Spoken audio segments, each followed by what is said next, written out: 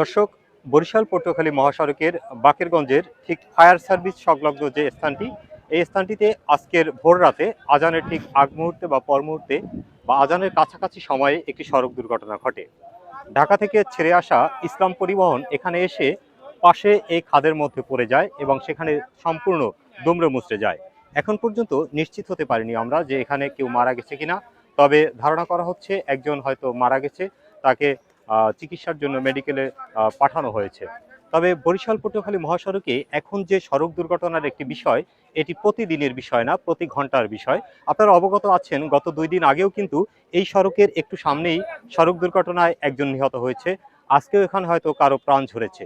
বর্তমানে এই সড়ক প্রশস্ত না থাকার কারণ, অপরদিকে চালকদের বেপরোয়া গতি, পাশাপাশি থ্রি হুইলার, অবৈধ থ্রি হুইলার, তো সংকীর্ণ সড়কে এই অধিক পরিমাণ যানবাহন চলতে গিয়ে প্রতিনিয়ত এ ধরনের দুর্ঘটনা ঘটছে।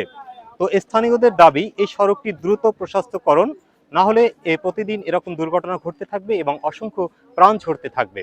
আজকের যে সড়ক দুর্ঘটনাটি, এজন্য মূলত সড়ককে দায়ী করা হচ্ছে না। আমরা যাত্রীদের সাথে কথা বলেছি, তারা বলছে যে এই চালকের গতিটা ছিল এতটাই বেপরোয়া, তাকে বারবার নিষেধ করা সত্ত্বেও তিনি বেপরোয়া গতিতে চালাচ্ছিলেন।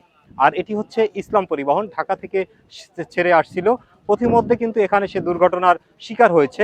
আর পরবর্তীতে যে এই উদ্ধার কার্যক্রম করতে গিয়ে ঈদের ঠিক আগ মুহূর্তে আপনারা দেখতে পাচ্ছেন যে দীর্ঘ কয়েক কিলোমিটার যে গাড়ির সারি দাঁড়িয়ে গেছে বা জ্যাম তৈরি হয়েছে, জঞ্জাটের তৈরি হয়েছে, সেখানে কিন্তু যাত্রীদের একটি ভোগান্তি তৈরি হয়েছে।